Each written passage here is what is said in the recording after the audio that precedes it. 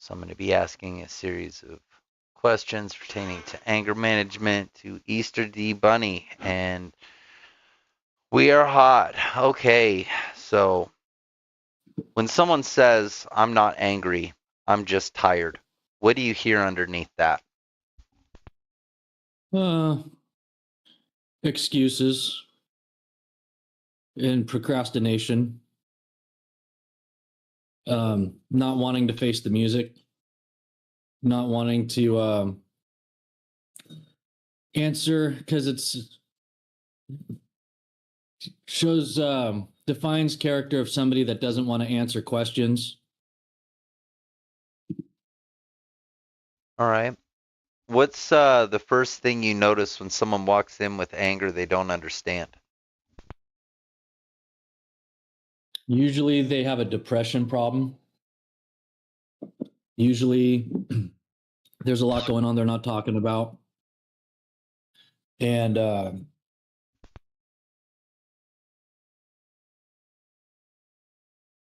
more pressure that builds up with both depression and anxiety working together, um, the results kind of create the explosion that it does. What would you say the difference between someone who explodes and someone who shuts down? Um, Someone that explodes, usually they lash out irrationally, and someone that shuts down, usually they react in a non-violent manner or a non-threatening approach. How do you know when anger is protecting someone? Um, Intentions. Um, I don't have children, but if I had to imagine hypothetically, it seems like it's a great excuse to get angry if somebody is playing tricks on your child. What's one thing people get wrong about anger? Um, that there's more to it than what meets the eye. Almost like anything else, but anger, it's approached in a different way, and it's its own thing because of it. And again, it narrows itself down to having the ability to calmly dissect emotions.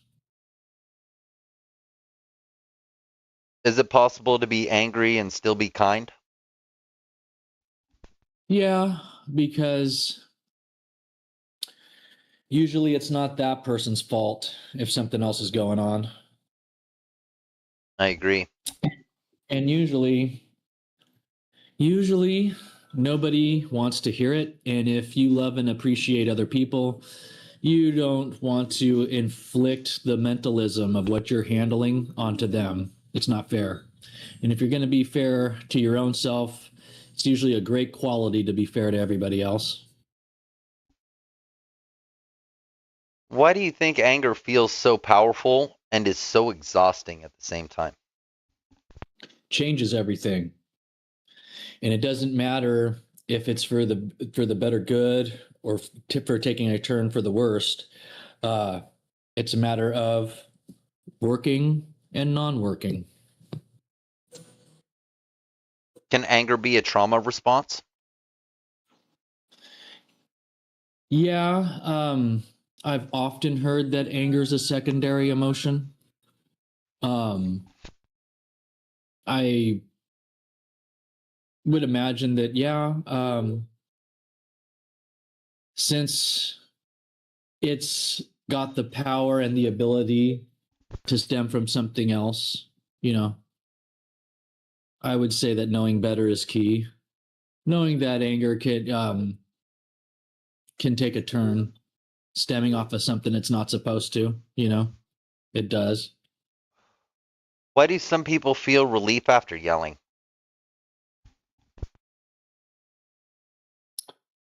Again, it changes things, and it doesn't matter if it's going to change it in a positive or a negative way. It's just working, that it's changing things.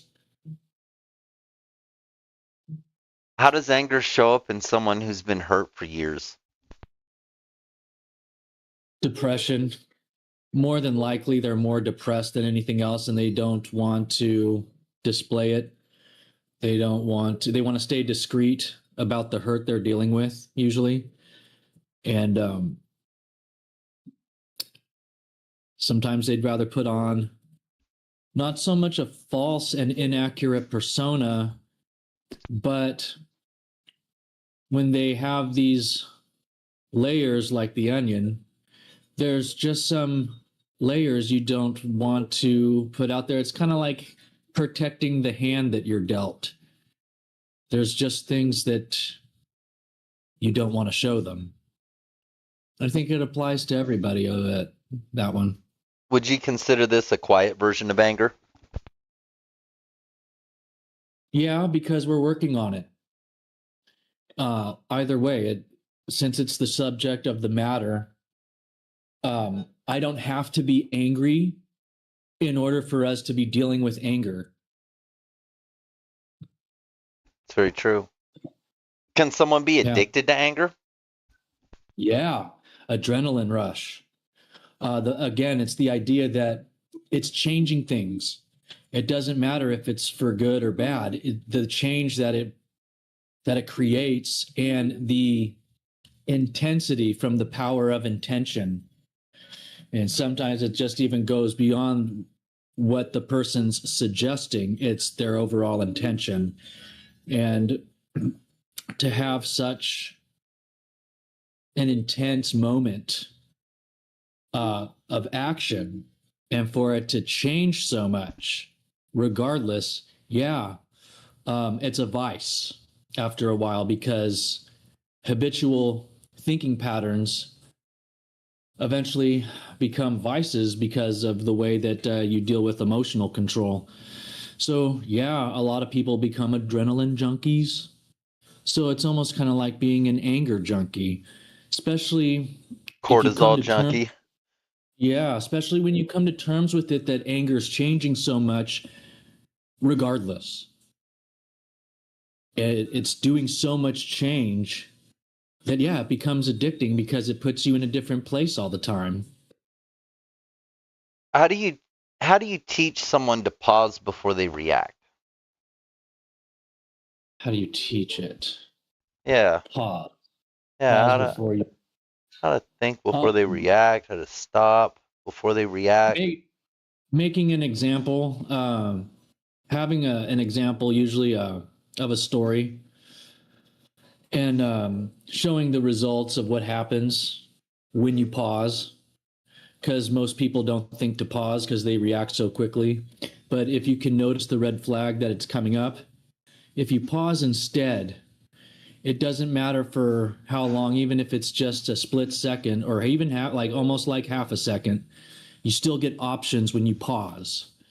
And it's when you don't pause, you're limiting your options and you're limiting yourself if you don't pause. And when you pause, it's unlimited options. Even if you're creating a window of opportunity that's not open for very long, you're still opening up the window when you pause. What's one trick that you think may be able to work in the heat of the moment to be able to create that pause?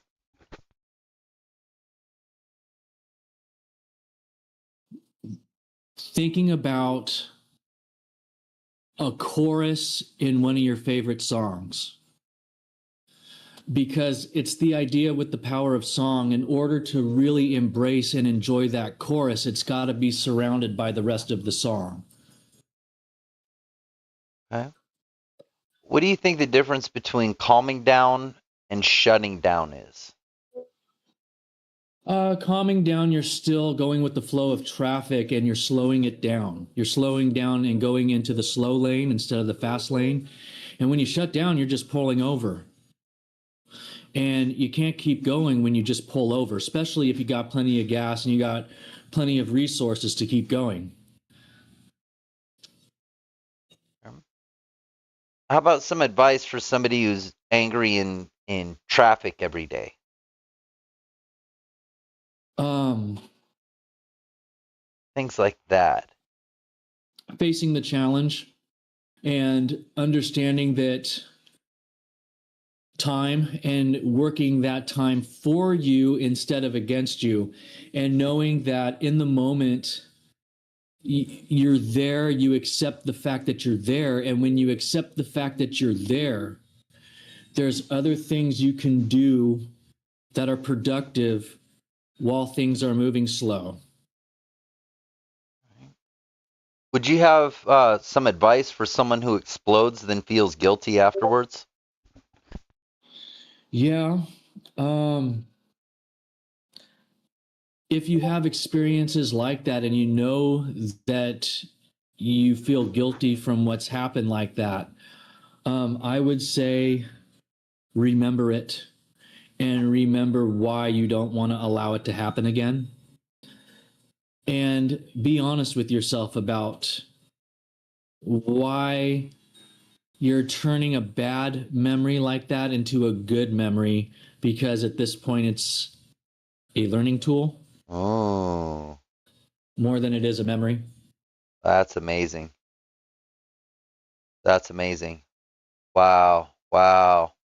Power What thought. what a positive perspective, but a unique way of keeping the accountability going. And wow, that was amazing. Yeah, thank you for that one. I really loved that.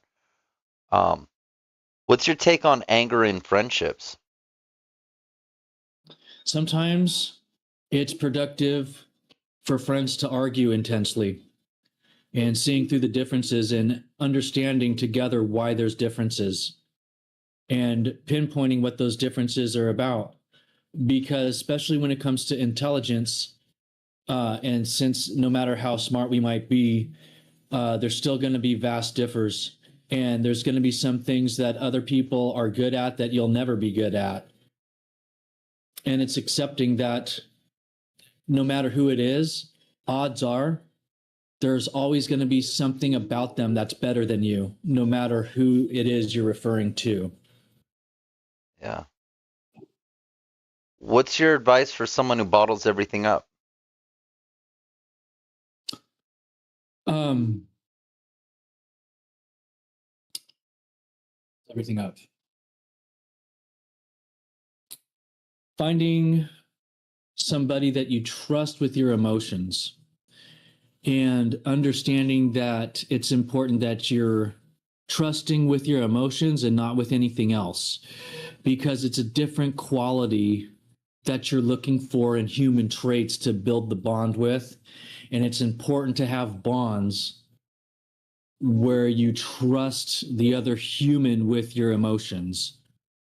Because if you just stay discreet or if you stay dishonest about it, they can't help. Especially when you know that you want change and you want help. And it's just kind of like cheating yourself with fitness. You don't want to cut corners. You want to fully extend, you know? If you don't fully extend and you're avoiding the pain, you're cheating yourself. And it's kind of the same thing. What would be your advice for someone who gets angry at their boss but they can't say anything? Know that with time you'll have the last laugh. And it's important to understand that the last laugh is actually more important than most people notice, because having the last laugh goes beyond the measurements of life when you're in the middle of psychological warfare. Because the person can be dead and still have the last laugh on you, and the joke can still be turned on you even though the person's dead.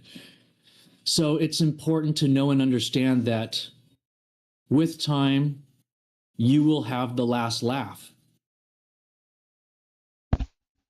Yeah, that's good. That's good.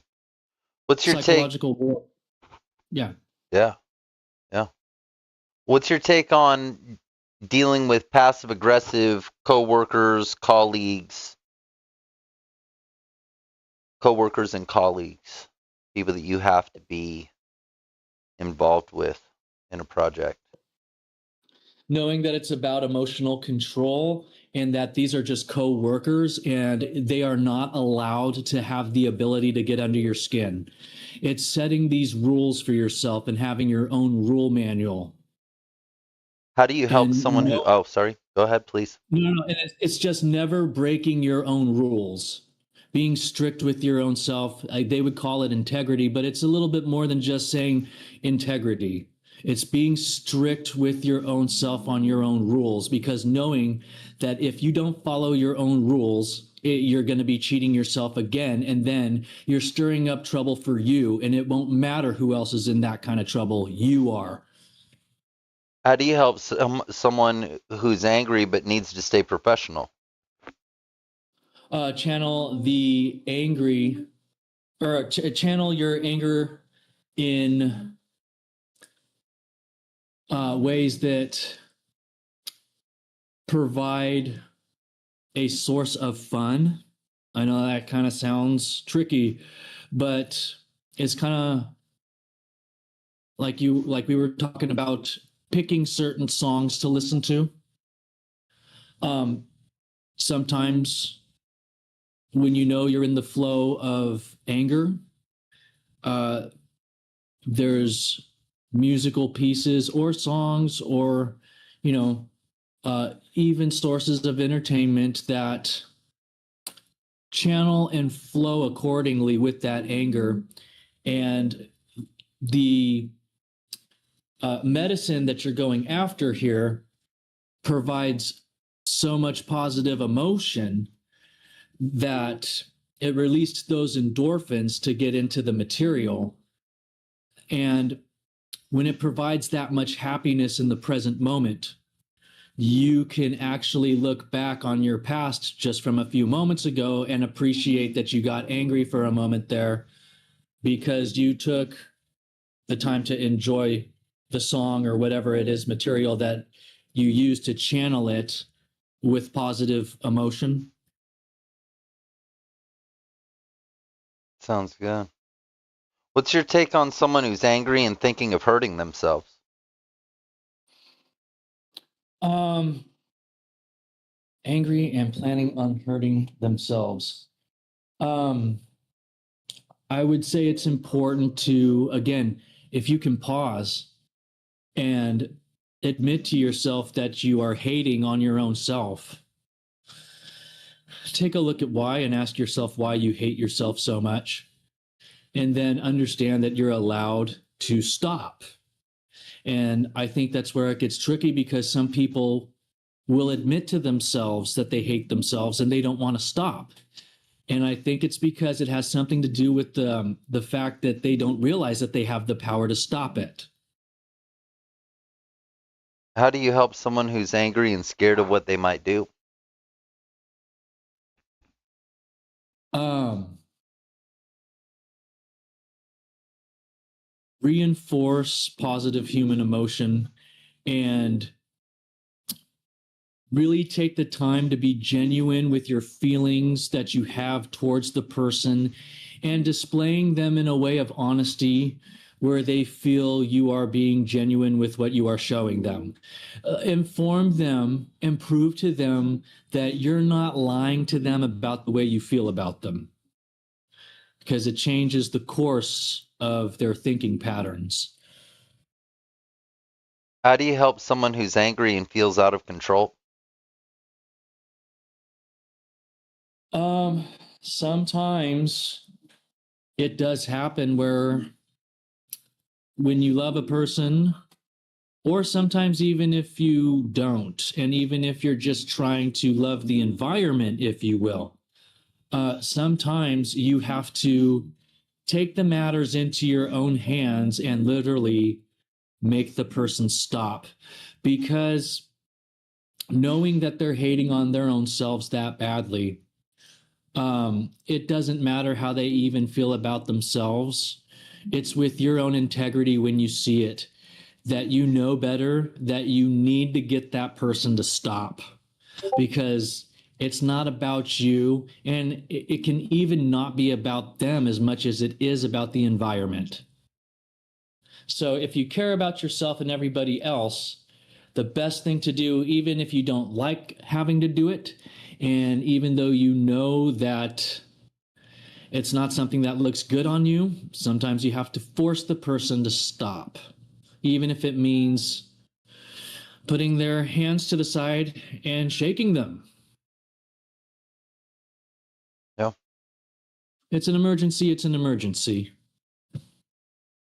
What's your take on emotional resets? Um, it can go in both directions.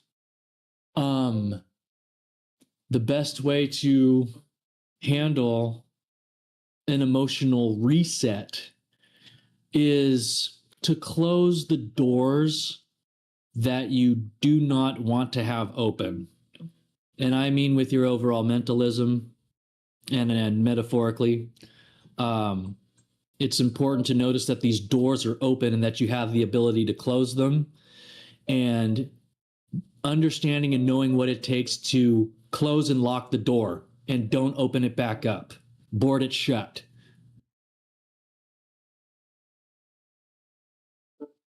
Yeah.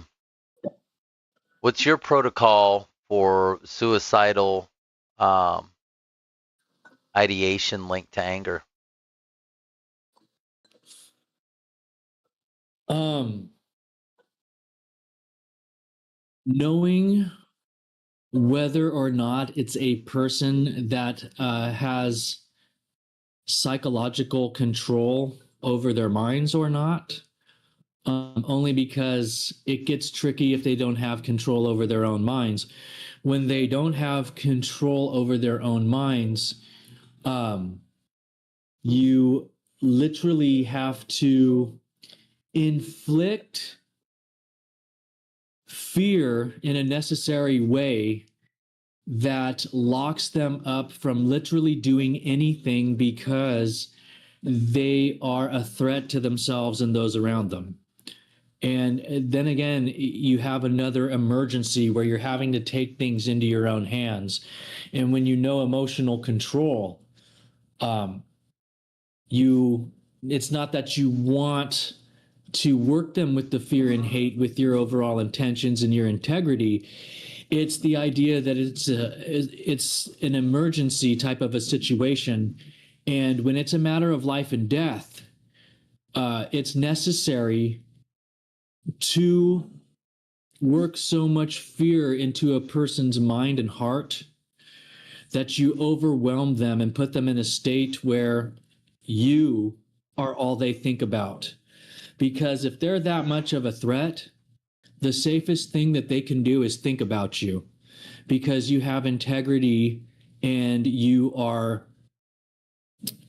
withholding, upholding law and order for the better good, because it is an emergency and you are being a peacekeeper when you do it. What would be your advice for rebuilding trust? Um, rebuilding trust. Uh, I suppose it's going to determine the human that you're rebuilding trust with, or even the animal, if it's like a pet in rebuilding trust. I'd say it's knowing and understanding the person's mindset, and knowing and understanding what their buttons are like when you push them, and knowing which buttons to push to get the positive reactions.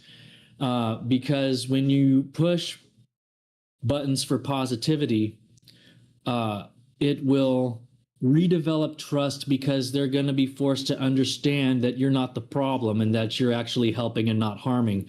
And sometimes it's confusing for people to understand that you're actually helping them and not harming, especially if you raise your voice or you have to literally restrain them and get them to stop acting out of line.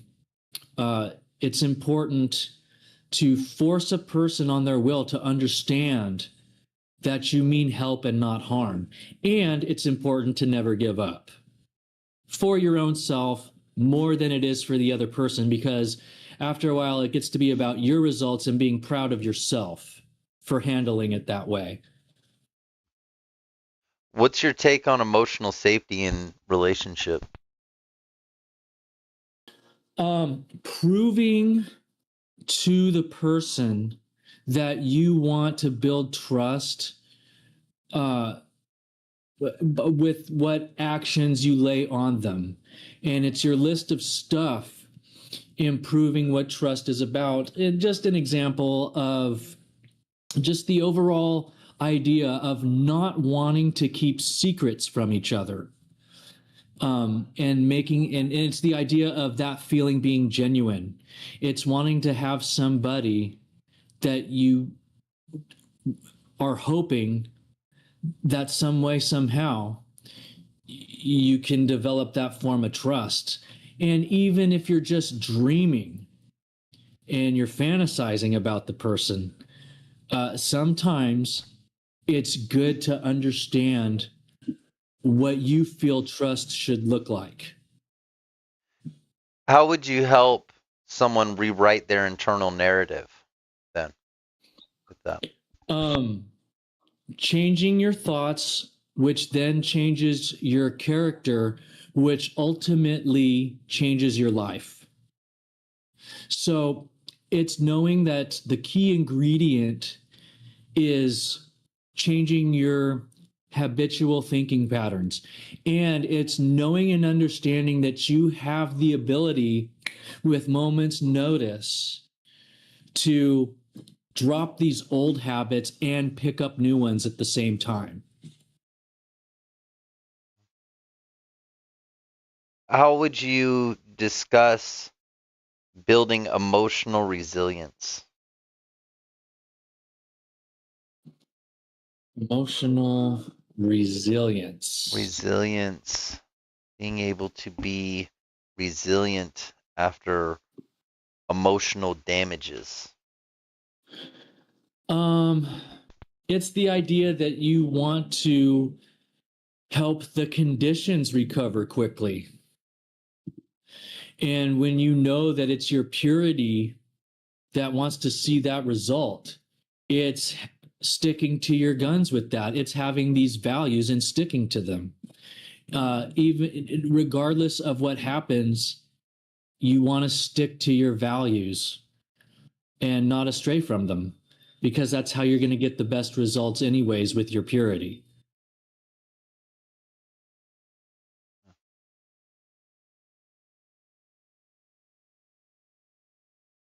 What's your take on anger and masculinity? They can go hand in hand, but they don't have to. It's optional. Um, some some people can take that anger and really build up something positive with the power of the anger flowing. But it's not necessary. You don't have to be angry to be getting these types of results from doing the same thing, right? You don't have to be angry to get the results that it would be from doing the positive channel with the anger. You could just not be angry and go for those same results. And you can actually be happy while you do it. And when you actually do that instead of being angry, there's more psychological thrill and there's more fun emotion involved. And it's knowing that you won't have nearly as much fun doing it the angry way. What's your take on rituals for letting go of anger? Um,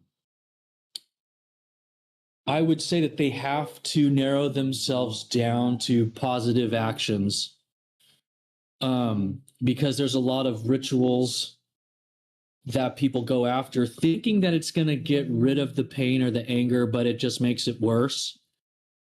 Um, so I would say it's knowing the difference on what you're getting into, the methods there that you're taking, because if you know that there's a gamble with getting negative results, you're better off choosing a different method. I think it's important to learn about all the methods, and both methods definitely, and because you need to know and understand which ones to not use. What's your take on apologies that actually heal? They're worth it. They're worth it to accept the apology, and they're worth it to give the apology. So the results that it is, it's just bottom line, it is worth it on both ends.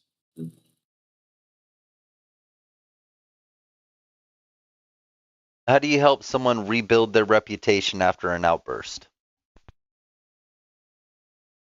Uh, mm, I suppose it's going to determine on what results they created from the outburst, who's involved and why. Um, so I guess it's conditional. Um, so I guess if you can, and I don't want to answer questions with more questions, but if you can give me 2 or 3 different hypotheticals, I can give more than one answer to this question. Um, what was the question again? I've got a whole bunch here. I got lost in the sauce. Okay. Do you remember what it was? No. Fuck. My mind's just flowing, dude. Yeah. Same. What would be your advice for someone who's angry at God? um if I knew better, and if I was able to ask, the first question I would ask them is why. And for whatever the reason, um it's not the source that you want to be mad at, regardless of whatever it might be, because you won't get relief if you just stay angry with God. Um, so it's again a way of, if you notice yourself angry with God, you might want to be angry more at the reason why you're mad at God, not be mad at God himself. And then understanding what made it come up, and then realizing whether you can harness control over it or not, the reason why you got angry with God to begin with. How do you help someone who's angry about injustice? um Knowing that it's not over till it's over, um and with just a little bit of time, justice will prevail because it's your mind and not theirs.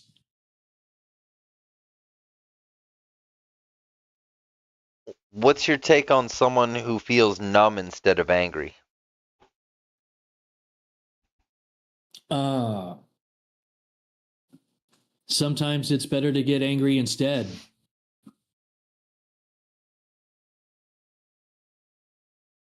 When you pick your battles, um sometimes it's better to get angry and know and understand that you're angry, instead of having numbness and not understand all the way what that numbness is about. Because usually, if you're locked up with numbness, there might be something you're not understanding, because it doesn't sound good to be numb.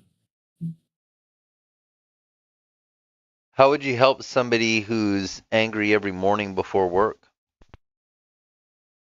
Um, Understand that you love your job. Um, when you tell yourself that you understand that you love your job, and you keep reminding yourself of it, even if you don't like it, you tell yourself that you love it over and over again, and you will see a list of reasons appear before you as to why you're very fortunate and lucky to wake up and get angry that you have to go to work. What's your advice for someone who wants to stop reacting and start responding? Do as such.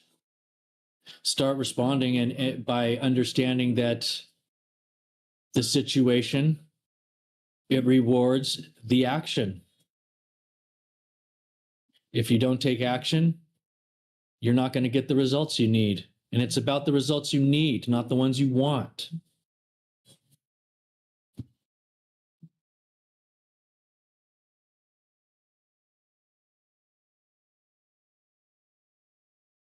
What's your take on flashbacks and rage? Um, Knowing with what you're seeing is the past. When you, again, that the trick of being able to pause the tape, like we talked about earlier, uh, pausing creates new options.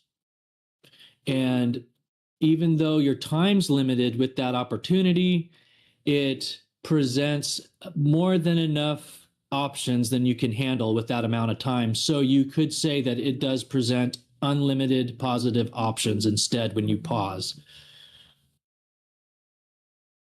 How do you help someone who's angry about being gaslit?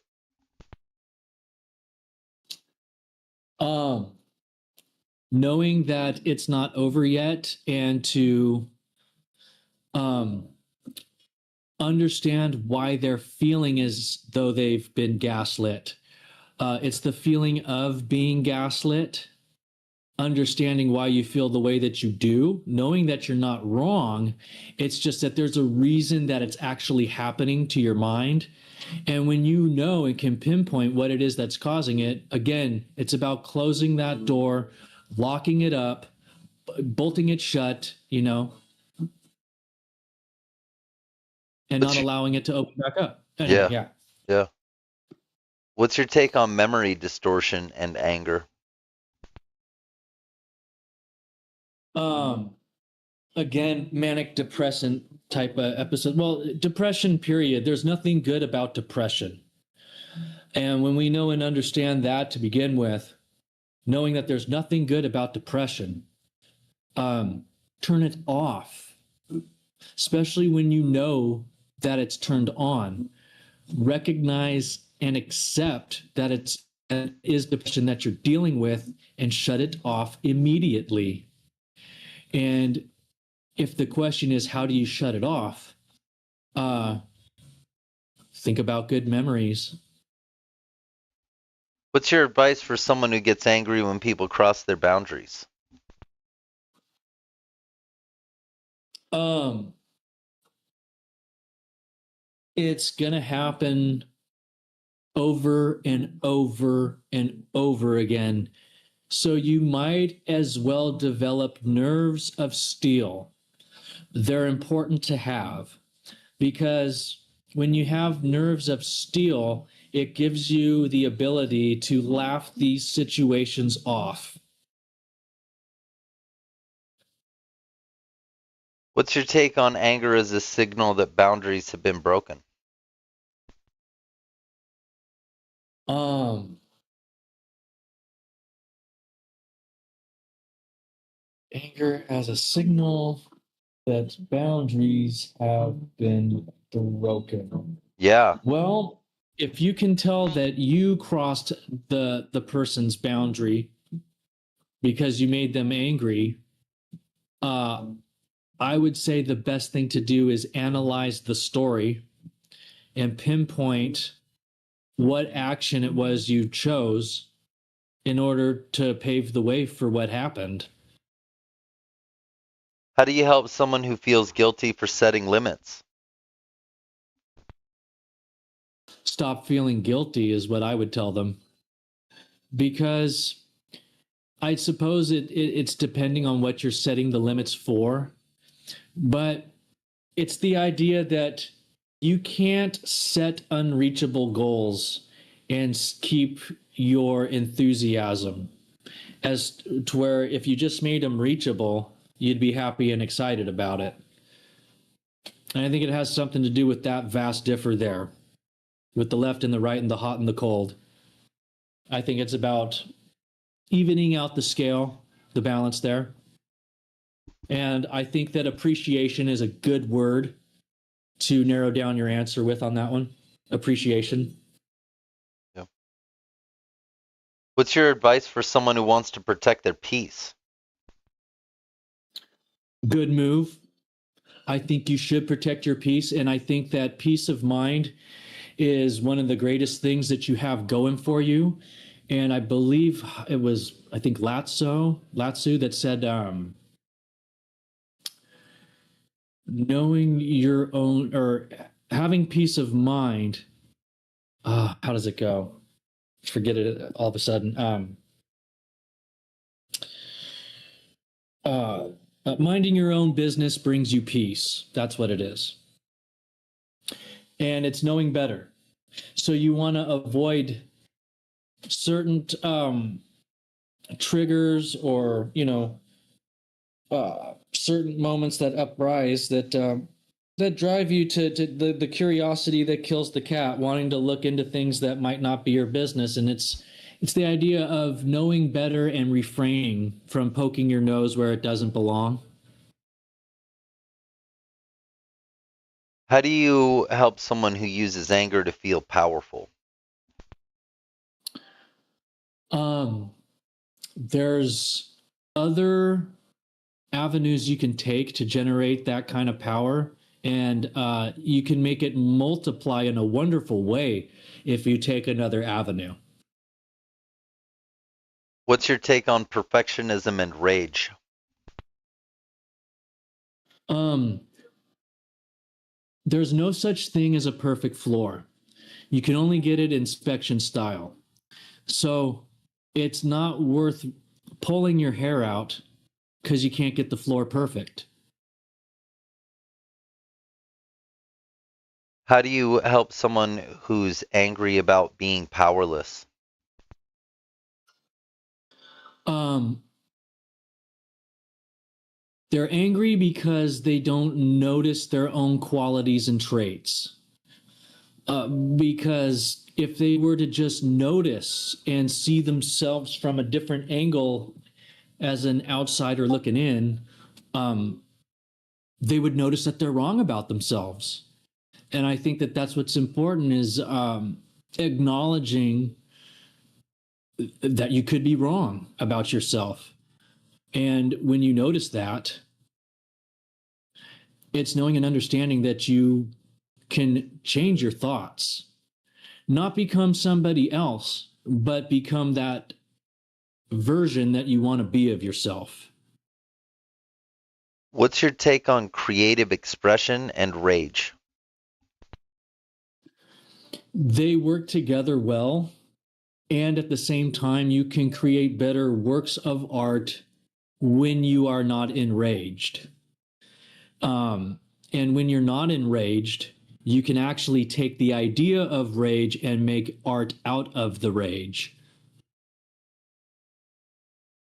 How do you help someone start to turn their anger into art?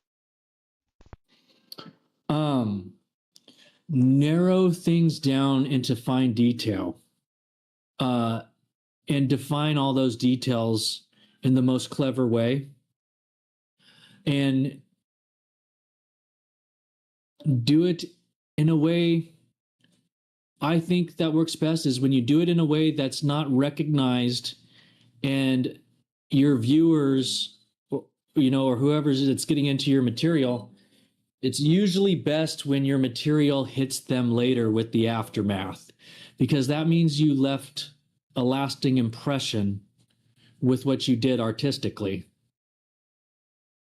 What's your take on righteous anger? There's good reasons to be angry because if you do kumbaya and you just try to get along with everybody, it's a matter of life and death, and you could allow somebody to kill you by being too nice. What's your advice for someone who wants to speak up but feels unsafe? Speak up anyway and push it out. Because what it is that's holding you back, the fear and the hate that's making you scared, it is in your best interest to Make choices that are going to take that away.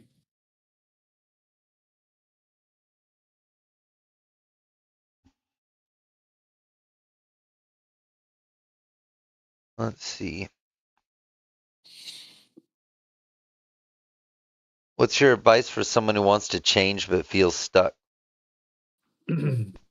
um, Understanding that they're not truly stuck.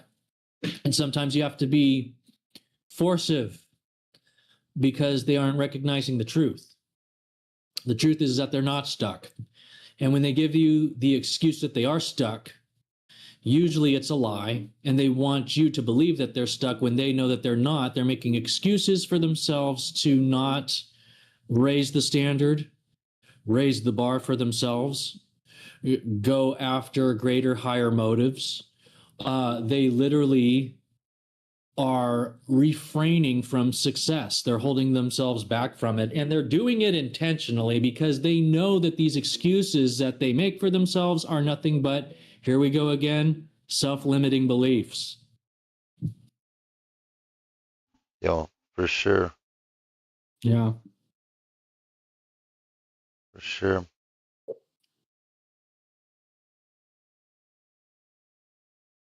Let's see. Yeah, the idea nobody's ever stuck, especially if they're alive and breathing and if they have good health and if they know the difference and they have intelligence. Nobody's ever stuck. Yeah. So don't let somebody give you that excuse that they're stuck. And at the same time, when you know that it's just an excuse, well, it's going to stop you from making that excuse for yourself. So What's your nobody's ever stuck. Anyways, I'm sorry. Go ahead. No, you're good. Yeah, I agree too. What's your advice for someone who wants to feel more alive? Um,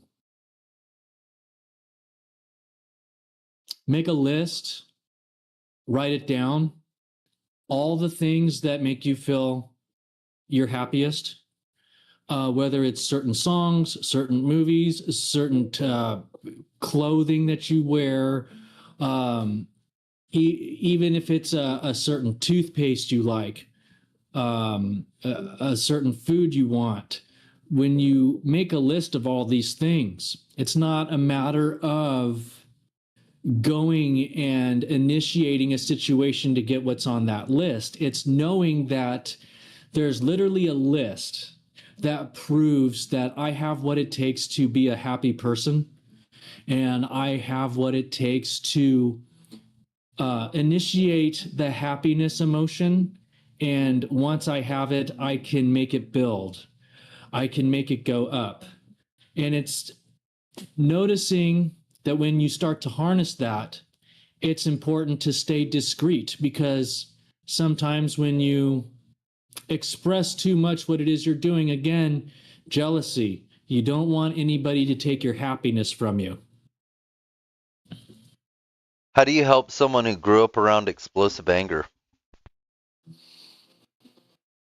Um, First, understanding it's no reflection upon you is a big deal. Knowing that none of the experiences were you bringing it upon yourself. There is no reason to feel any guilt. So, because there's no reason to feel any guilt, there's no need to carry regrets. And it's important to know that when you get rid of your regrets, that's like you're taking yourself out of debt with your emotions. What's your take on walking on eggshells around angry people? Sometimes it's necessary to tiptoe and creep around without being a creepo, if that makes sense. Uh, Sometimes it's important to be a ninja and be very quiet. And it's for the better good that you stay quiet because your intention is to help and not to harm. And it's the reality that when you're there to help and not to harm, you're there being uh, a spiritual warrior instead of being a hermit that wants to ruin things. What's your take on staying grounded when someone's yelling? Um, Understanding that it's their emotional problem and not yours, and knowing and understanding that it's their problem, you don't have to take on what their feelings are by guessing what it is they are thinking in order to make them that way, because it can put your mindset in harm's way to give that type of person attention and try to study what it is that is forcing them to make the choices that they do. Agreed. Yeah. What's your take on detachment versus compassion? Sometimes the most compassionate thing to do is disassociate yourself, cut ties, and forget it. Sometimes, if you love the other person, the best thing is to do is to part ways for the sake of their emotions, not even yours. What's your advice for someone who wants to be present but not overwhelmed? Um, Not overwhelmed. Um, Knowing what narcissism is about, knowing that your presence isn't for attention and acceptance, uh, making your presence be about helping and for the better good, positive action and right doing, and know that it's not to brag and not to show off, because that's not what you want to, what your intentions are. Your intentions are to help, and it doesn't help to make people envious of the results you've gotten. You want to help others create similar results, or even if they create better results than you, then you still help them pave the way.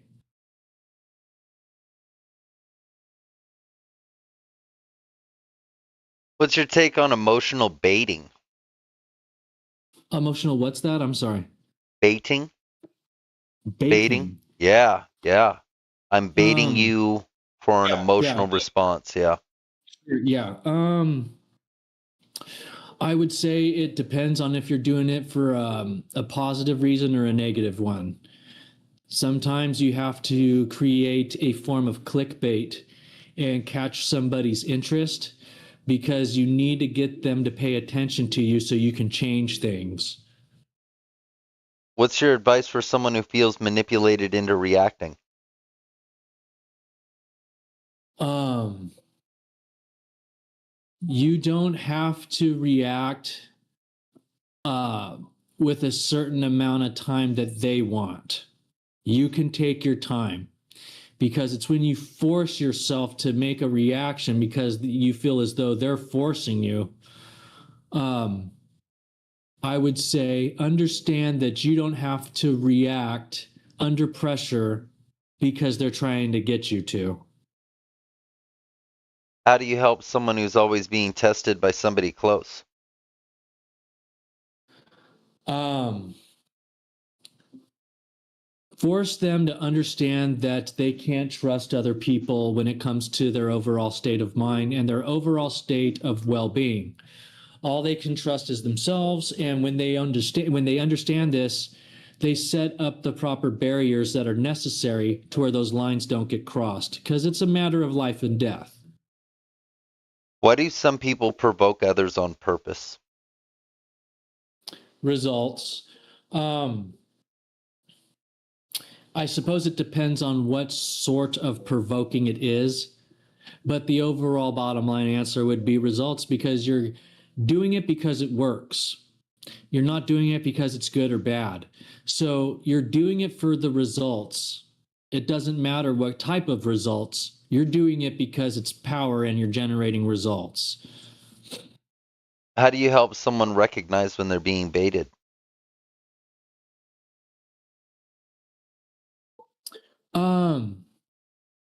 You lay the ugliness of the truth on them.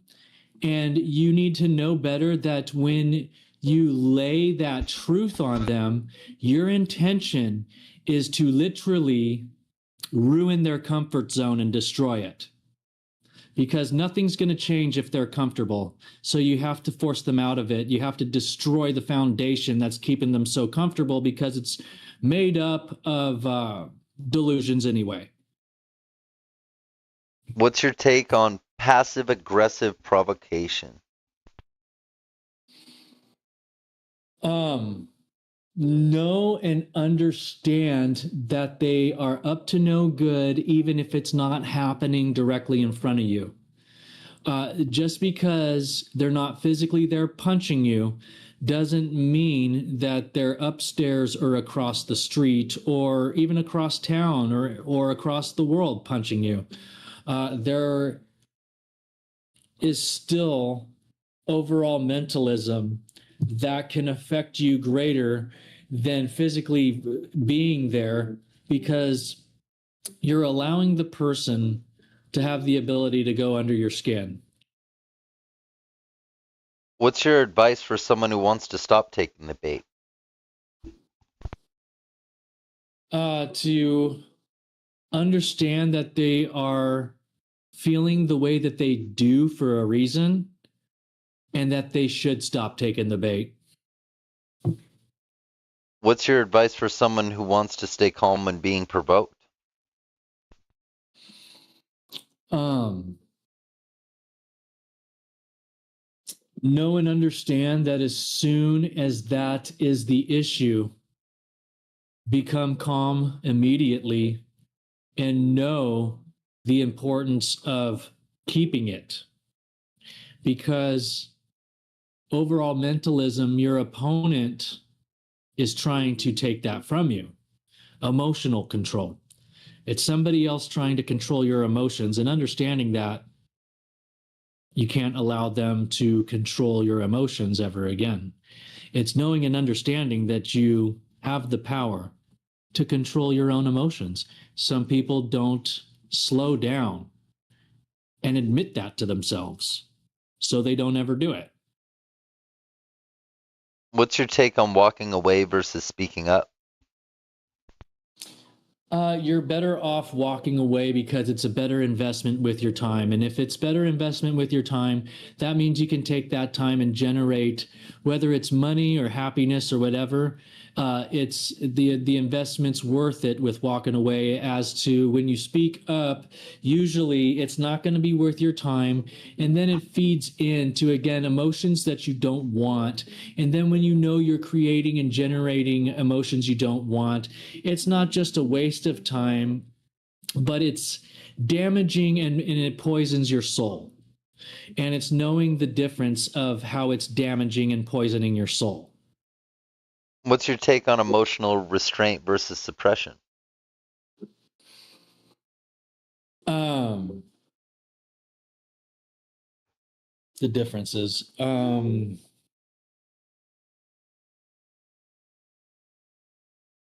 Wow. I would say if it's restrained, it'll build up more pressure. Whereas if it's just suppressed, you have some slack to work with, and you can loosen that slack a little bit at a time. It doesn't have to be all away and be so overwhelming. You can gradually loosen the slack and you can calm things down to where you can literally make it go away because out of sight, out of mind, you stop the emotion from triggering and happening.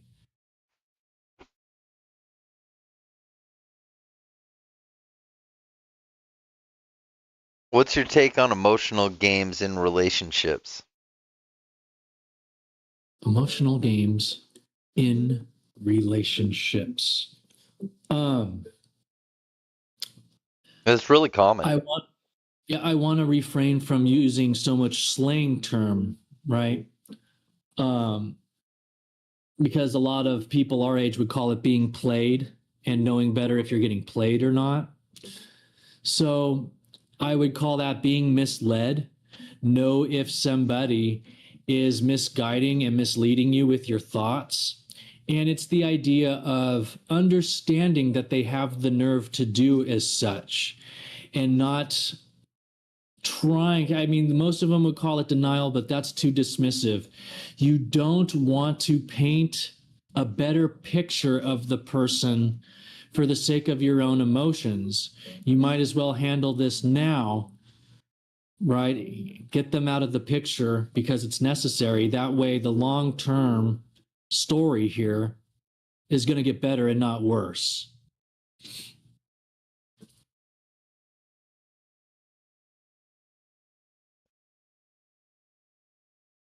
Let's see.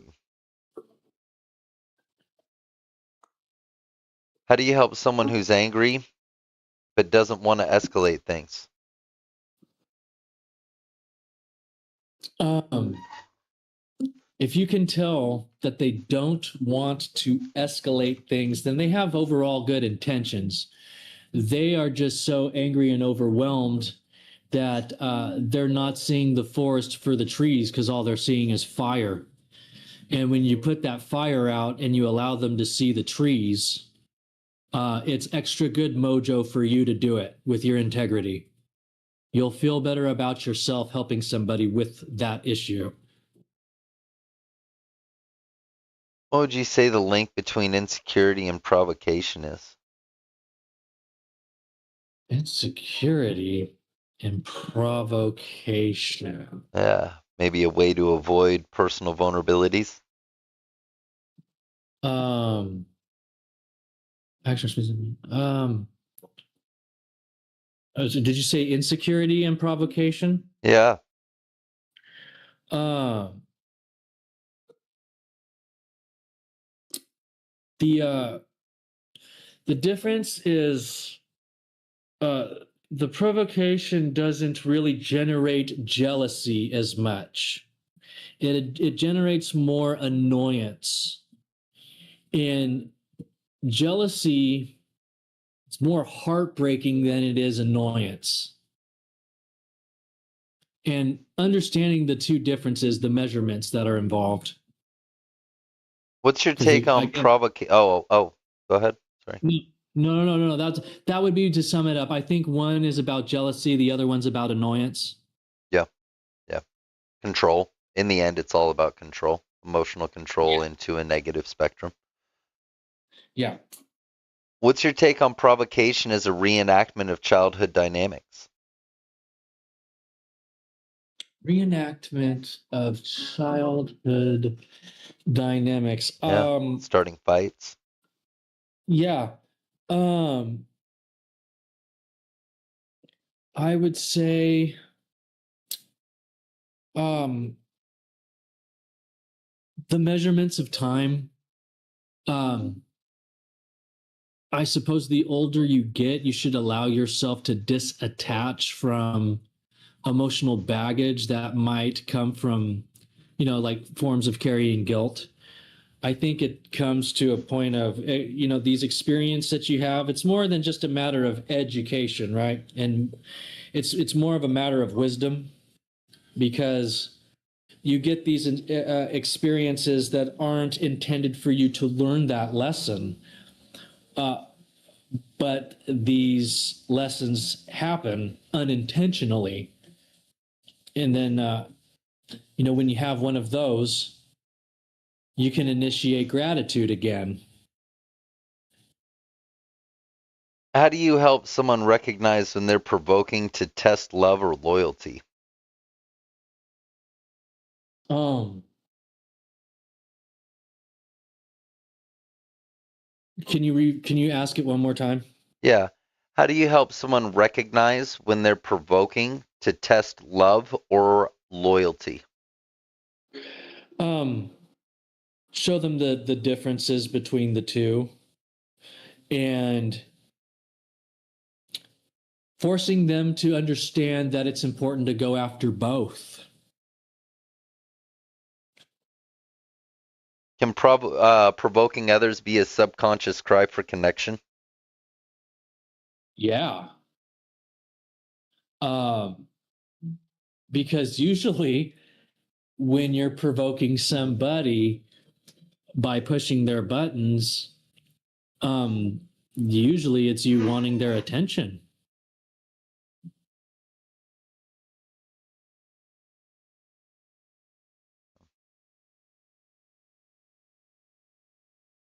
What's the difference between healthy confrontation and emotional provocation?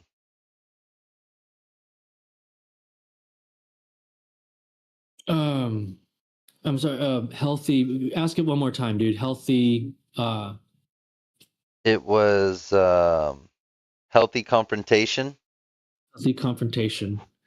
versus emotional provocation. Well, you want healthy confrontation because sometimes intense arguments are necessary because sometimes you have to fight for the relationship. How do you help someone who provokes others to avoid feeling powerless?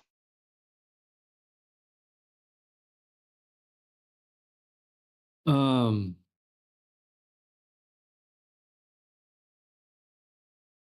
oh, wow. Um, Show them what other forms of power they can partake in and show them why the results are better from using a different fundamental. What's your take on gaslighting and the erosion of emotional reality? Um, Usually, if you can pinpoint somebody doing that to you, they're being incredibly selfish because it's about their emotions and not yours. And when you understand that, again, it's a great idea to close the door and lock it and bolt it up because it'll keep leading to the same thing every time that you partake. It might not be the same story each time, but it's going to be the same answer every time. How does a person's sense of uh, self how is a person's sense of self affected when they respond to provocation?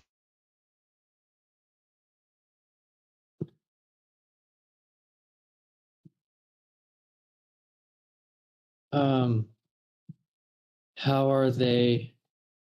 Uh, um,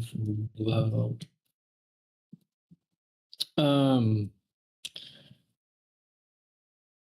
um, I'm sorry, dude. Can you ask it one more time about the provocation?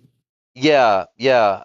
How does a person's sense of self play into that? Whether it be um, by effect, aftermath, or going into. I would say because action and speech. Uh, I would say it's about not allowing yourself to be triggered. Um, Knowing that there's intentions there of annoyance and anger, and usually when they do that, it's pretty blatant. But even if it's not blatant, the best thing to do is to tell yourself it's blatant anyways because it's that important to avoid it.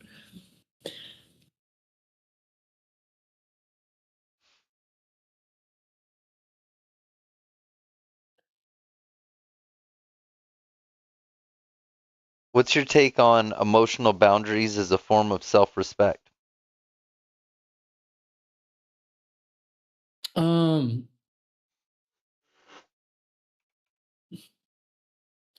Honestly, I don't know if emotional boundaries are really a form of self-respect because usually if there's an emotional boundary, it's not good and you want to face it head on and you want to get rid of the boundary it is because you don't want to allow anybody to control your emotions later in the future.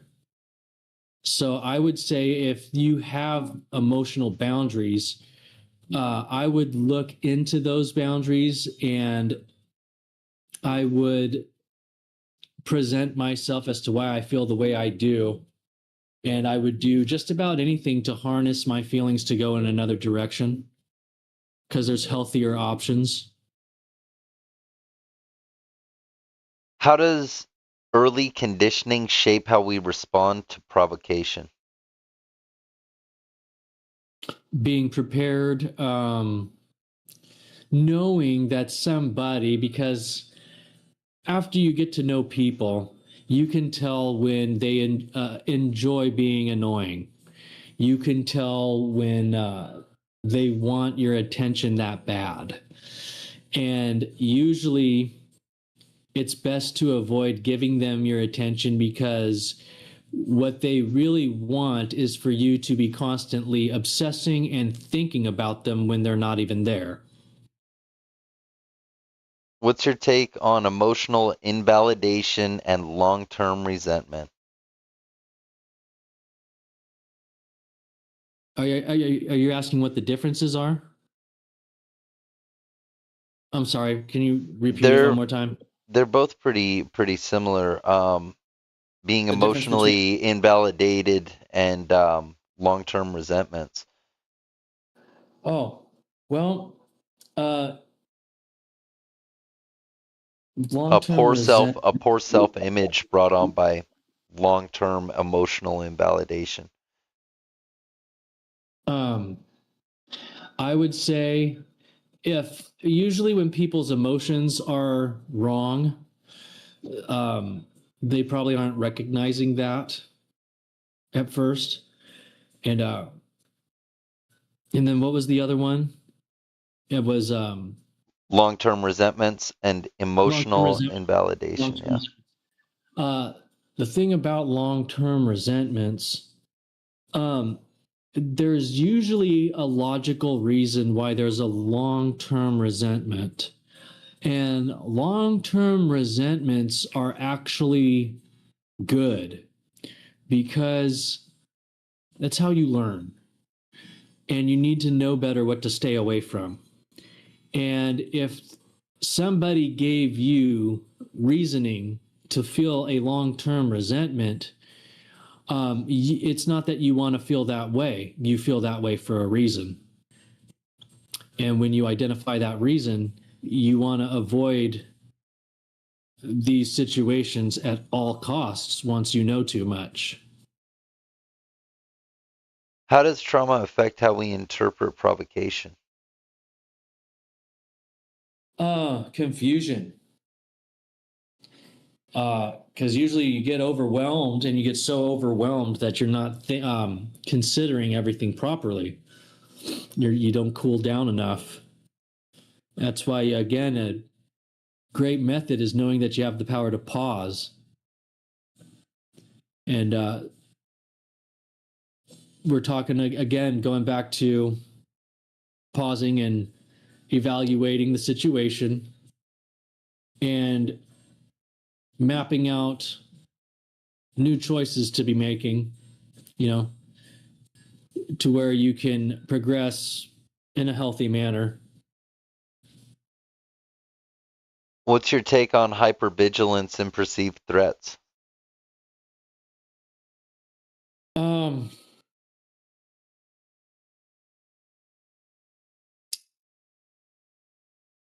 Understanding that you reap what you're sowing and taking a look at why it's happening, um, how you got yourself there in the first place, and being able to admit to yourself that you got yourself there. Um, because if you blame everybody else but your own self, you won't fix it.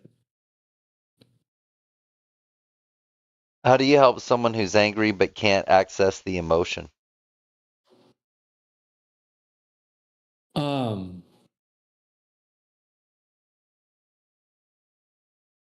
Tell them uh, to take it out on you.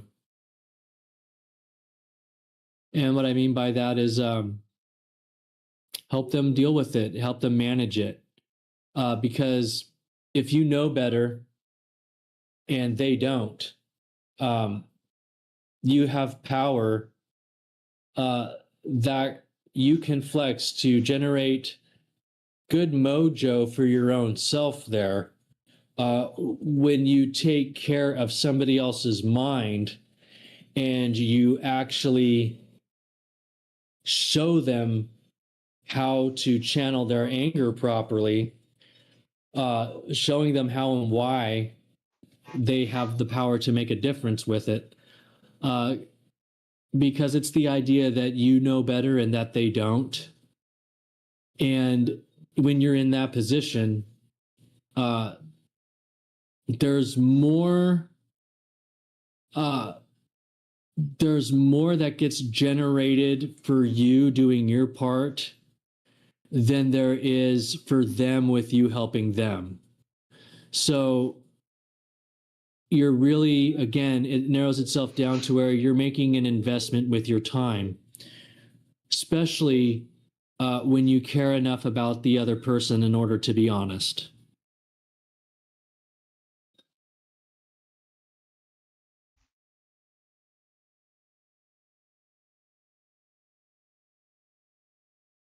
Let's see.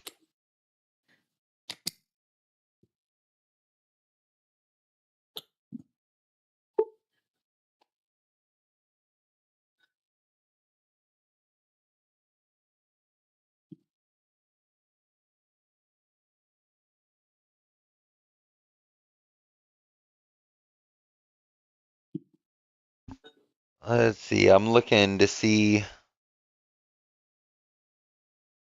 what else. Um,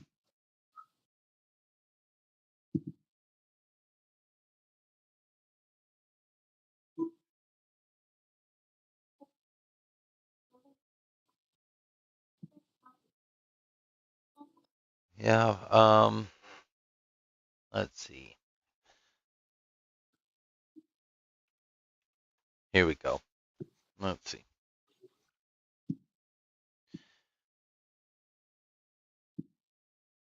How does long-term emotional abuse shape someone's anger response?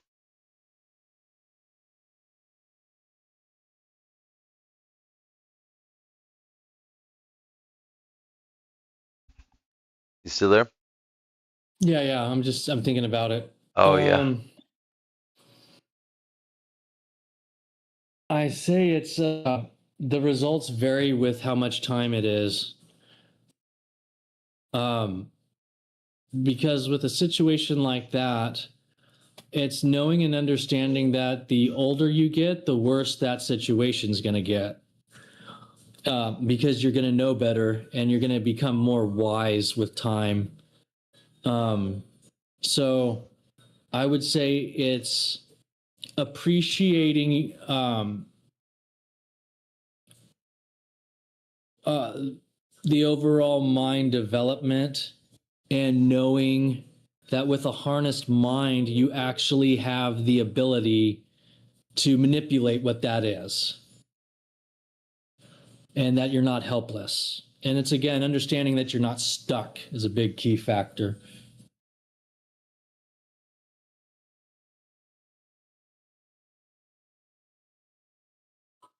Um,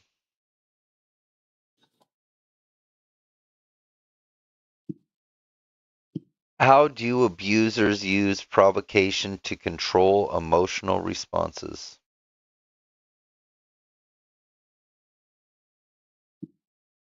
Um,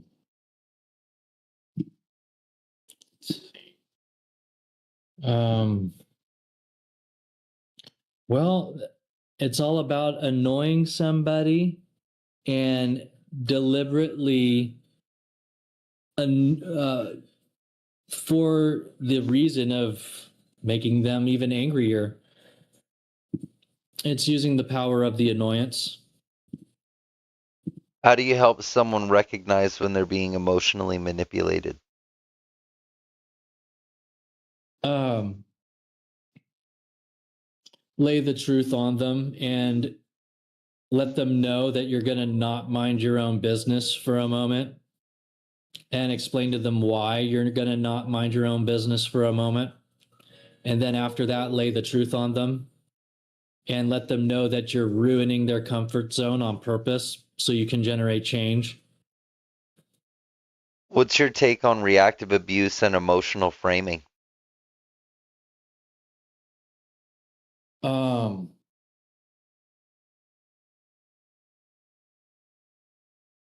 Emotional framing, like you're setting somebody up. Yeah, and reactive abuse is when someone has been injured or insulted, and then they freak out about it, or they scream or yell or whatever, and then the other person who provoked it frames them as being, out of control, unhinged, unstable, all that.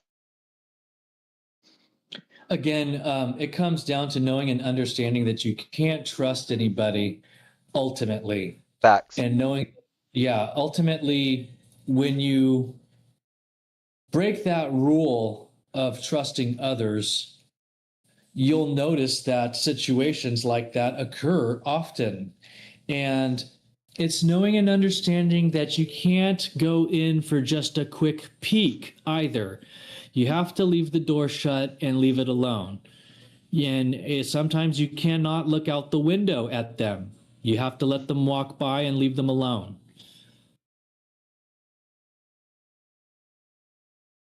How do you So, help? Oh, go ahead. no, so I guess it's a matter of feeding it, yeah, versus not giving it any water. How do you help someone who's angry about being punished for defending themselves? Um, Help them defuse their anger because it's counterproductive anyway. So, since there's anger is going to make them feel more helpless, it's not going to correct their overall state of mind. And it's about correcting their overall state of mind. So, with my integrity, I'm going to take their anger away.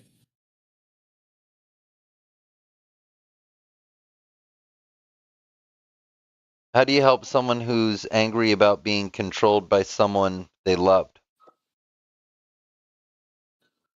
Um, that they used to love or that they still love? Well, that they loved is past, Okay. So how do you help them move on from getting that? Yeah, yeah. And they're being controlled by him. Um, Helping them understand their mind power, that they have the ability to shut off what's going on. They don't have to put up with it. And once they know that, it's a matter of choice if they want to allow it to keep hurting them. Because after a while, when you know better and you know too much, you don't have to put up with it anymore. Oh, yeah. How do you help someone who's angry about being financially manipulated? Um, if they haven't been manipulated yet, again, you want to force the truth on them and ruin their comfort zone.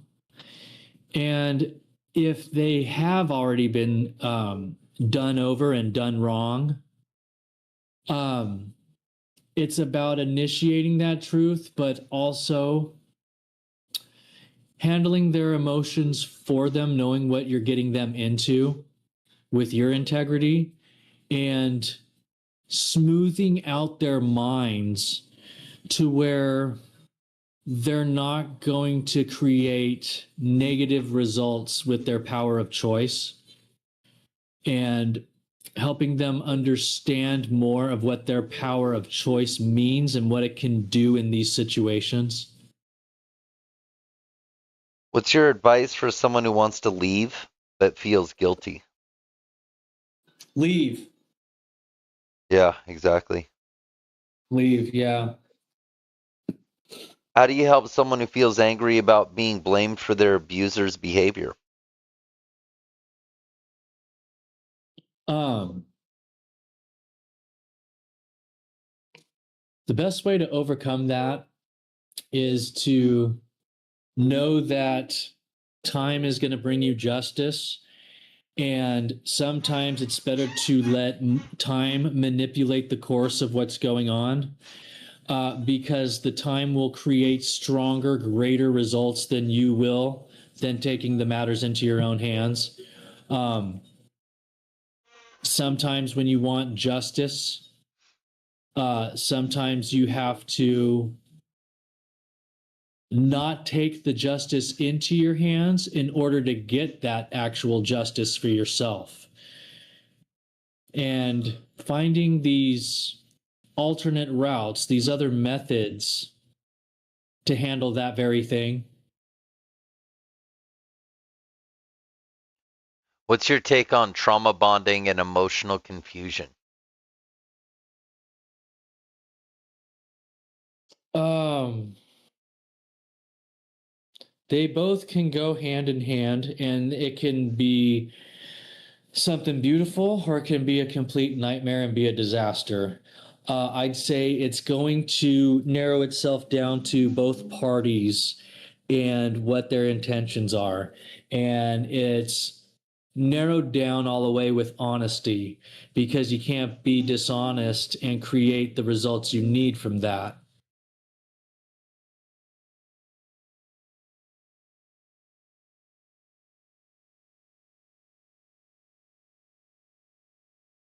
You know,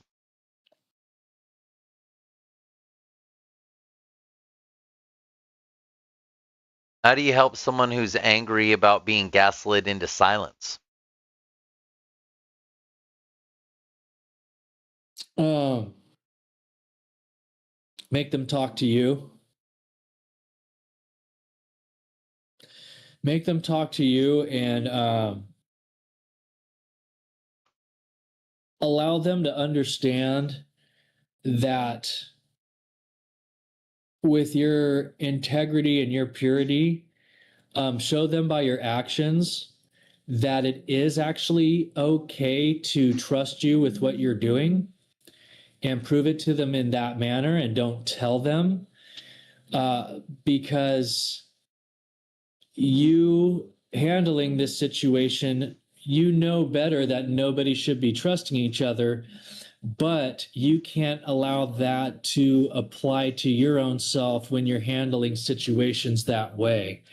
You have to generate, with your integrity there, you have to make the person trust you. And the way that that's done is by the positive action, right doing choices, and getting those results, because you're able to prove to them with your demeanor that you can be trusted. And even sometimes telling them that they shouldn't trust you, but I am going to create a situation where I will force you to allow yourself to, because sometimes it's better for other people to put the trust in you, knowing that they can't trust themselves yet. How do you help someone who's angry about being made to feel crazy?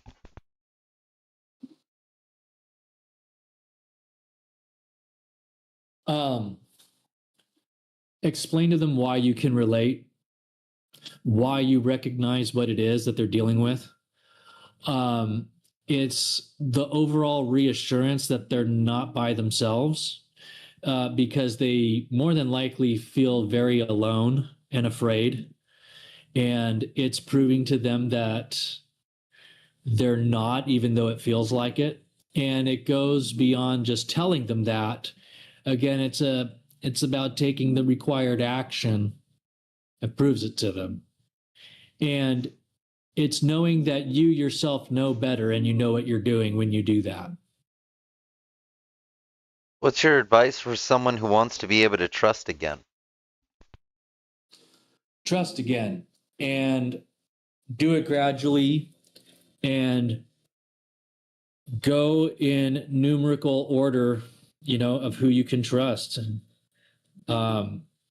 list them down uh, in that numerical order of the levels of trust that each person has.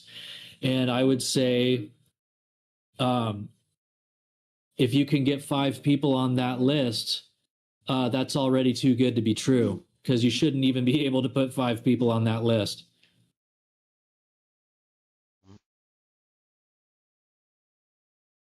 What's your advice for someone who's stuck in a cycle of emotional manipulation? Um, Explain to them what they're not seeing, and be honest about it, uh, because it's your intention to help. And if they don't want the help, it's knowing that they won't come out and tell you this. But if they're going to do that and manipulate by withholding that information, as soon as that is noticed, uh, you want to stop wasting your time.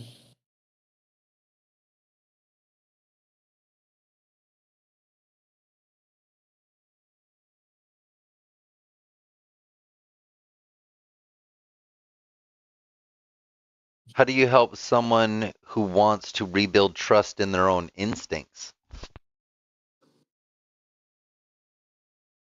Explain to them that they don't trust themselves, and explain why you feel you're noticing that and that they are not. And once you notice how to get them to acknowledge that fact, uh, you can strengthen your bond with the person, and you can actually help them turn their lives around. What's your advice for someone who wants to stop apologizing for everything? Stop apologizing for everything. Um, it's annoying. And when you're generating all that annoyance, that's when it goes right back to that provocation again. What's your Um, take on? Oh, sorry. Go ahead, no, please. go ahead. Oh, no. Go. What's your take on emotional recovery after psychological abuse? Um, Acknowledge your recovery and be proud of yourself. And um, hold on to that gem and consider it to be precious when you do that. For sure. Yeah.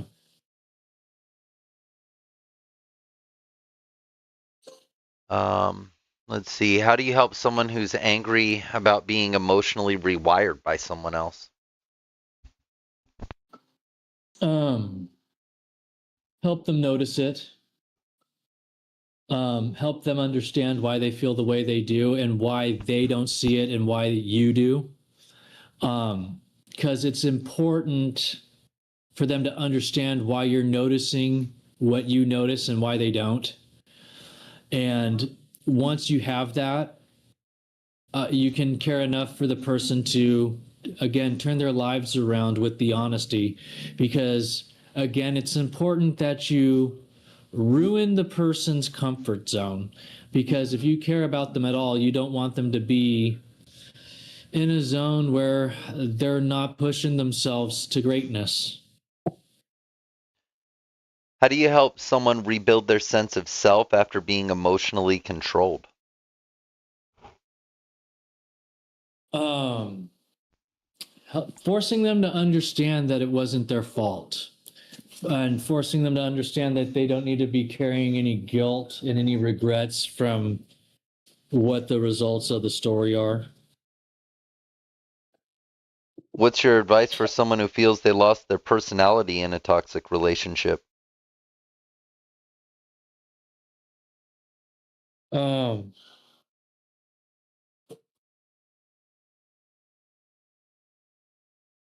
uh, Point out to them what you see changing with them in their overall attitude, because they're not recognizing it because their emotions are still tied in. And it's not until you take their emotions out of it that they won't regain consciousness, because what's important is that they regain consciousness.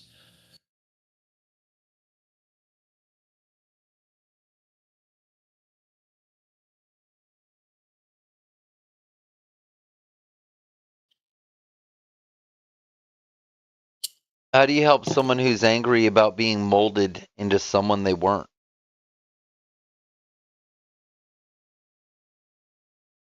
Um, Someone that's angry. Ruin the picture. Uh, because they don't like what the outcome was anyways. So again, you ruin the picture for them and make them understand why it's such an ugly picture. What's your advice for someone who wants to feel safe saying no?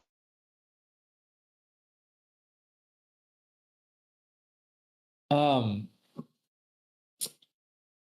you want them to understand that it's okay to say no. And you want them to understand that sometimes it's important to say no. And when you hold yourself back from saying no, um, you're just allowing more emotional baggage from others to be forced on your will. And it shouldn't be in your will to begin with.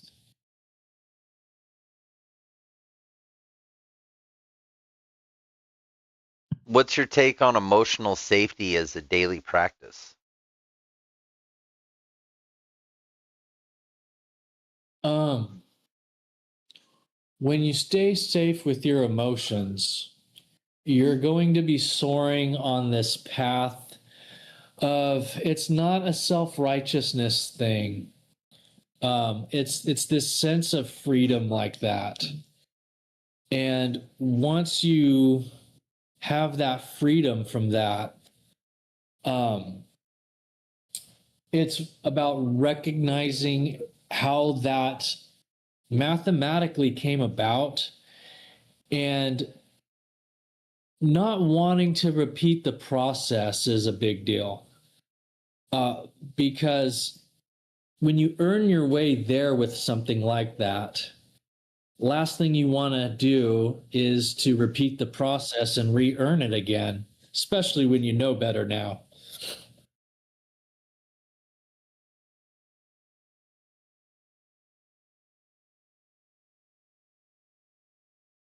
Let's see.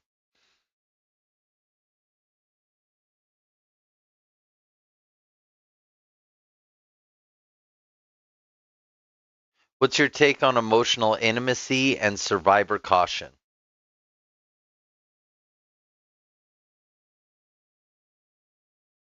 uh, when you let that guard down, you might have to consider that you could be placed into a situation where you have to go into survival mode. And it's knowing and understanding that that's the gamble you're taking.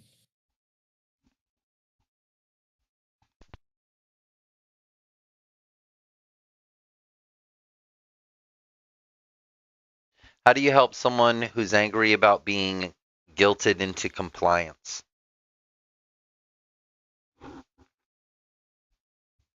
Um,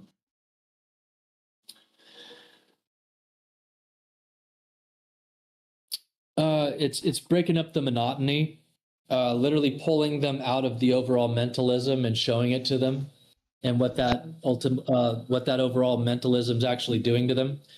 Because again, it usually is a situation where they don't recognize it and you do, and once you realize that you have the ability to turn it off for them, again, the best thing for you is to turn it off for them because uh, it's going to be more points for you with your own integrity. What's your advice for someone who's been made to feel crazy for years? Um, Explain to them that they're in a situation as such, force them to recognize it, and then um, again, it's about forcing them to understand that it's really no reflection upon them because it wasn't their fault to begin with, and it's not something that they initiated. And people have to understand and recognize that it really wasn't their fault and it really wasn't their doing in order to create the situation that they're in the middle of. Um, Forcing people to understand that they're being manipulated when they don't recognize it. And if it takes them out of their comfort zone, again, so be it. It's about ruining that comfort zone if you actually care about the person you're helping. What's your advice for someone who wants to stop over explaining themselves? Shut, uh, be more discreet and explain to them that the word discreet has a lot of deeper meaning, especially if they're a person that's like that.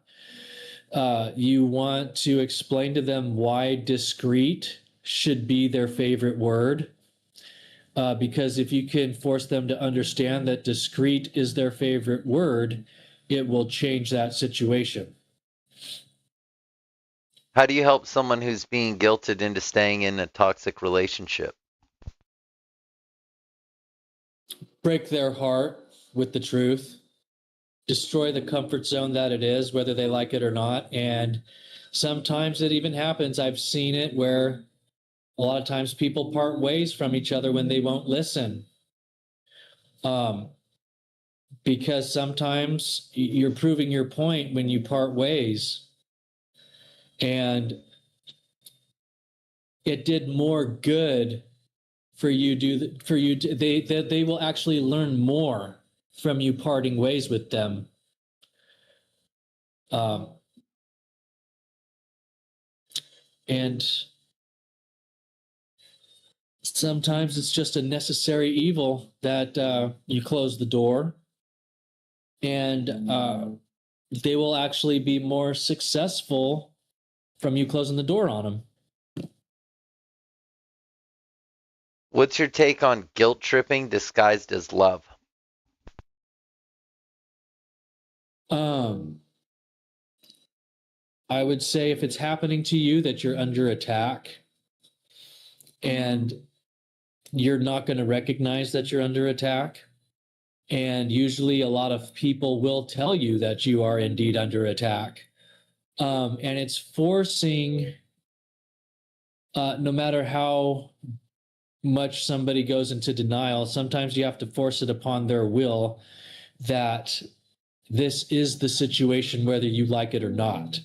And the more that you keep going through with what this very thing is, the whole rest of your story is going to get harder. And the more you go against what I am telling you, the more that you defy my word, uh, the more trouble you're going to find yourself in, and you're going to be in situations that you do not want to be in.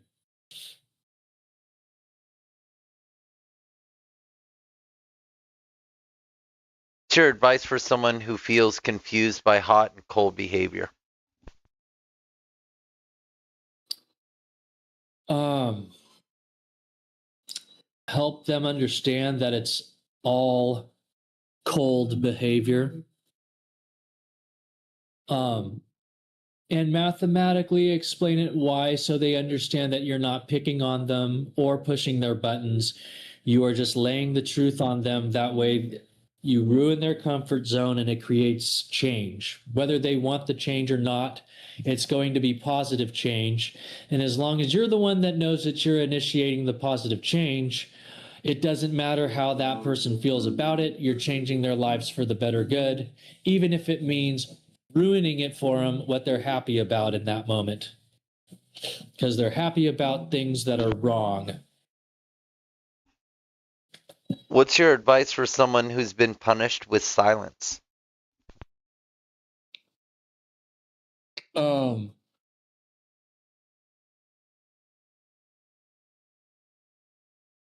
know that there is no true will, there is no true entity that is forcing them to stay silent. Know that whatever it is that is keeping them silent, it is usually formed by imagination like that to create a paranoid delusion to where they stay quiet, and explaining what that paranoid delusion is and why you don't want to see that person struggle with it. Um, when you prove to them that you don't want them to struggle, and this is why, when you see it, um, you will you will be giving them all this information, the mathematics that you can possibly see with your integrity, to do the best in helping them. And if they don't want to initiate the help, sometimes you have to know whether it's in your best interest to help or not.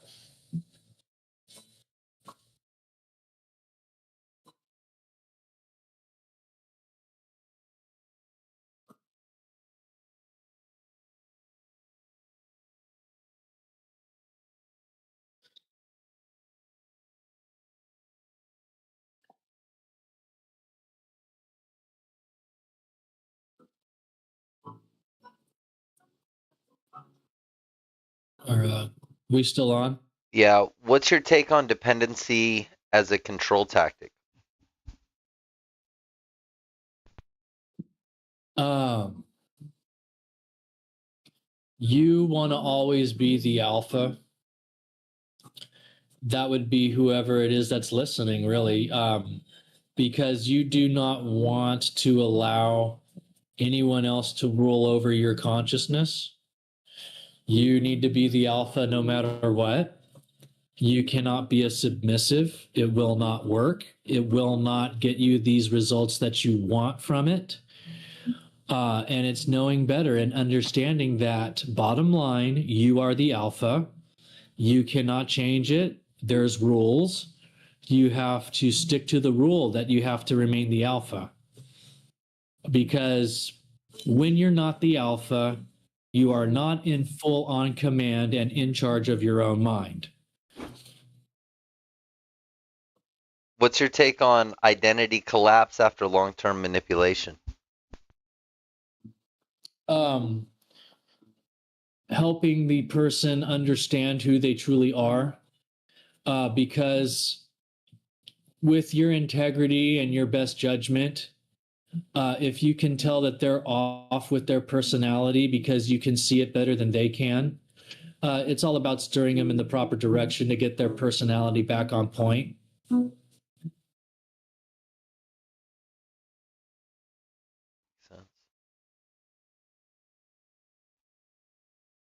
How do you help someone who's angry about being subtly undermined for years? Helping them understand that it's time to move on, that it's counterproductive to feel that way from now on, because they've spent enough time dwelling in it, whether they notice it or not. And the pain that they're carrying with them, it's time to shed that pain, um, because it's obsolete now. And sometimes it takes an outsider looking in to explain it to you why, hey, this part of the story's done. It's finished.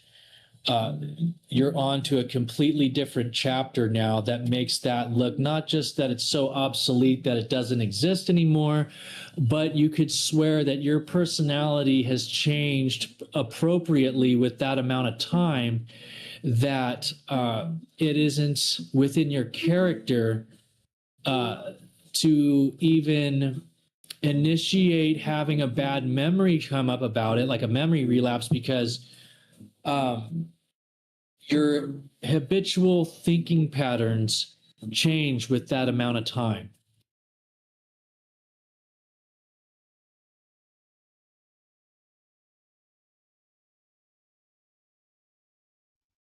Let's see.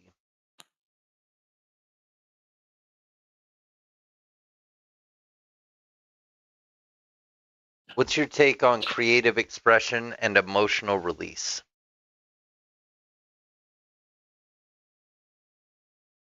Um, Emotional release just doesn't have to be creative, and creative release um, sometimes can be really emotional.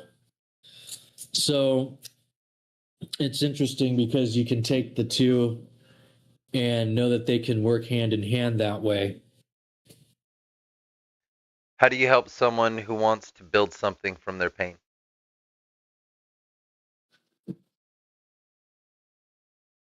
Show them the parts that they should like about it. Um, Show them how to take the good from the bad and explain to them why it's necessary, because they can't go backwards. They have to admit to themselves that they got themselves here and now, and showing them the difference on that.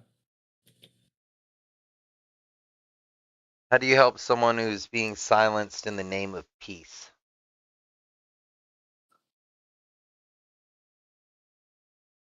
Um, just because you're at peace doesn't mean that you should always be on silence. Um, you can be at peace and still be loud and excited and be having a good time. Um, it's never uh, it's never a good feeling to be feeling as though you're forced to be quiet. Um, because if something's making you feel like you have to be quiet, uh, usually it's a problem, because you shouldn't be feeling uncomfortable about having the freedom to speak.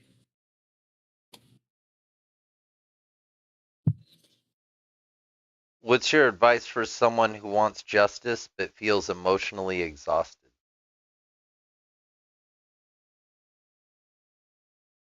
Um, Give it time, and that way you don't have to feel exhausted anymore, and then you can actually initiate what's wrong.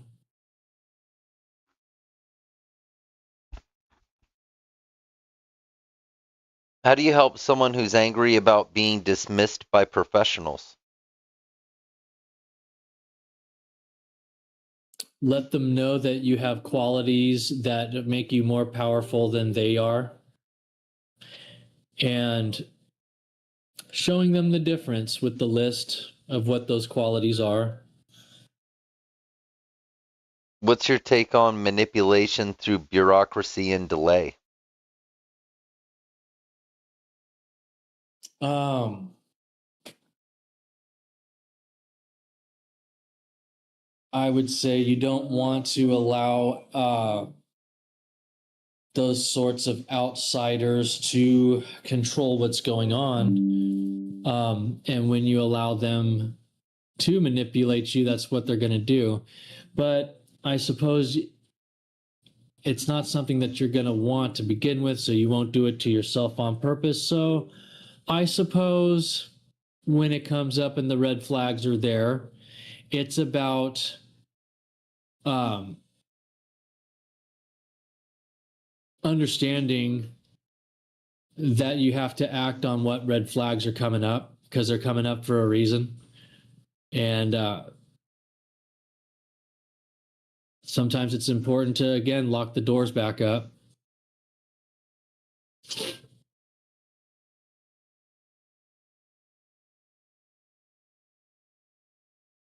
How do you help someone who's been made to feel too much or not enough?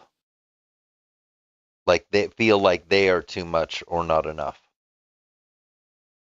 Um, Let them know that there is such a thing as finding a balance with it. And when things are balanced out properly, the calmness and having your calm waters will come about instead of having choppy waves.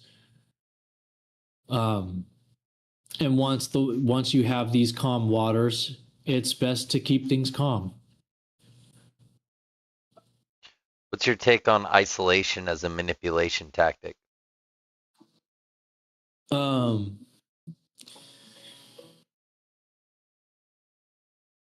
It works really well. So when you find yourself isolated for manipulative purposes and you understand it, you want to be honest with yourself that that's indeed what's going on, uh, because you need to continue to have the power of your own mind. And once you go against that and you allow others to have control of your mind, that's when you won't be your own self anymore. And then the confusion will come up it'll be even worse. What's your advice for someone who was praised for compliance but punished for honesty?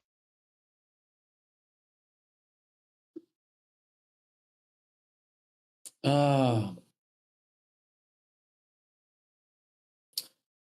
I would tell them that sometimes it is very important knowing when to keep your mouth shut.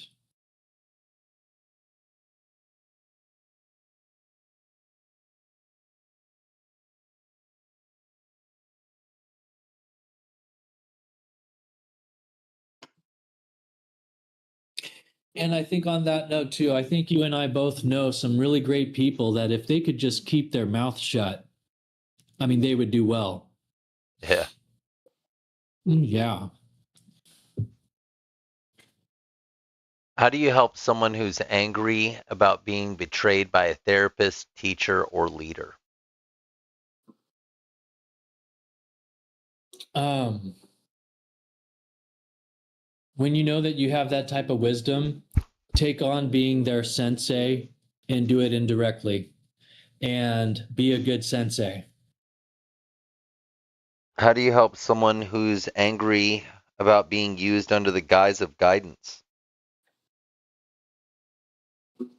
Um, explain to them why it wasn't guidance, why the person wasn't a guide, and that they were literally being a scammer, and show them why it was a scam.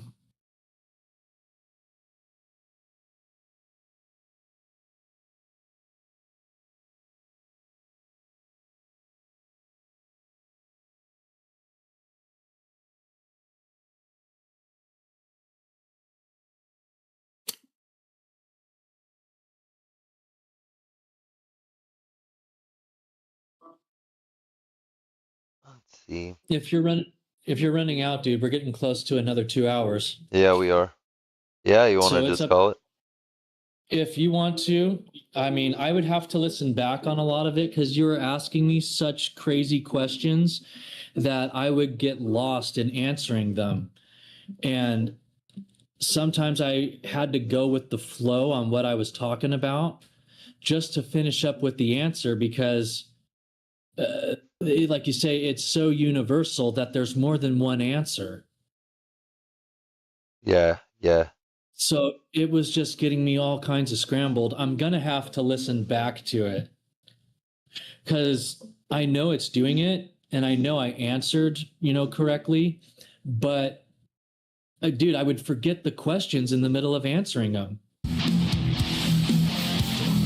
just because they're just not questions that nobody ever asks you this stuff.